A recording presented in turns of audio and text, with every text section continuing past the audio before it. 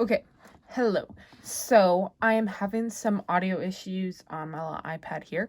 So I've recorded this maybe like 3 times, but all turned out without sound. So we're gonna have to do it this way, recording on my phone. I'm sorry if it's a little weird or if it's like hard to see. I can email you like the actual slides if you want to like check them out or anything. So just let me know, but I was just having some issues on this, so we had to do this. But so here is my report. So I am doing Bali and the Balinese culture. So the reason that I wanted to do this culture and felt connected to this was because that my parents traveled a lot to Bali in the 90s because they would buy wares there and then come back to the States to sell them. And so they made a lot of really close friends there and would stay with them and became really close to the people there, so much so that they actually ended up getting married in Bali on a black sand beach, and they had a big party afterwards with all their friends there. So these people are obviously very amazing. So there are about 4.2 million Balinese people, and they are often known for their gracefulness, poise, and kind.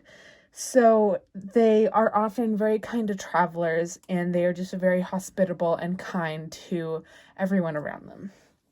Okay. So the culture of Bali. So the culture of Bali largely is around the religion, but I'm going to talk about that in a different slide. Oh my God.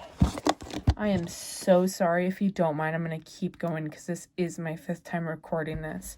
So, another big part of their culture is their families. So they live in very large families. They'll have like a mother and a father, and then maybe they'll have their parents, maybe they'll have siblings, cousins, and then they will have all unmarried children. So this means that the children are raised by many different people, and this allows them to have many different support systems, and this is shown to have that large family actually has a very good effect on growing children. And so another thing that I wanted to mention is you can see right here, these are called sarongs. And so sarongs are basically these beautiful pieces of fabric that you wrap around your waist and then you tie in the front.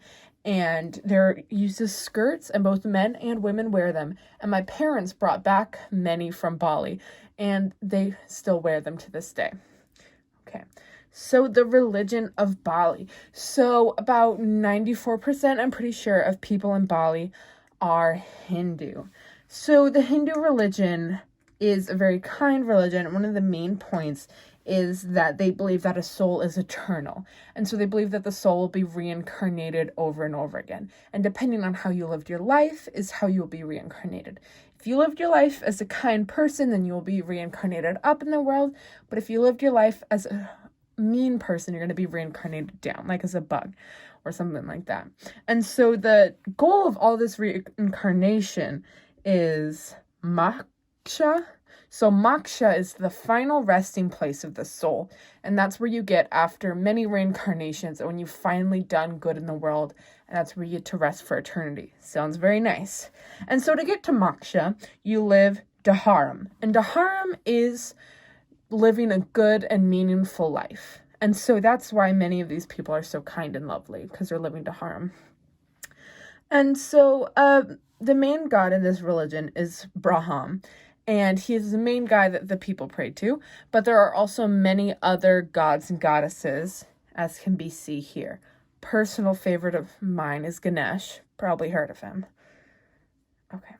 So the dances, these dances are very important in Balinese culture.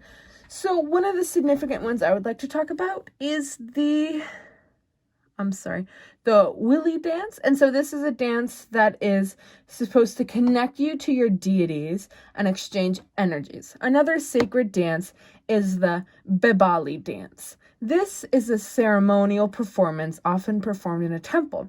There's also a dance for the enjoyment of the people, and this is called the Bali Bahan, literally translated in the watch dance.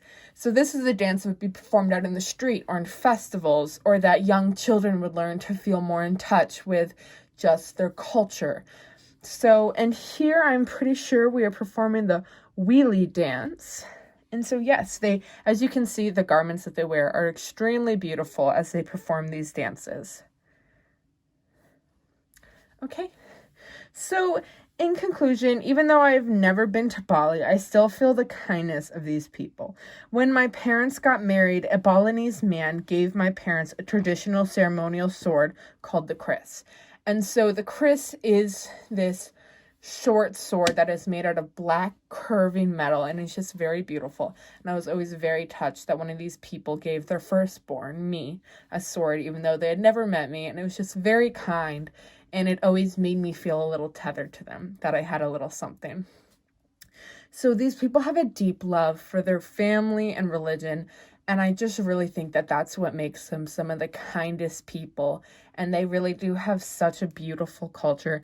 And I'm just really in awe of how beautiful it all is. Okay. And here are my sources.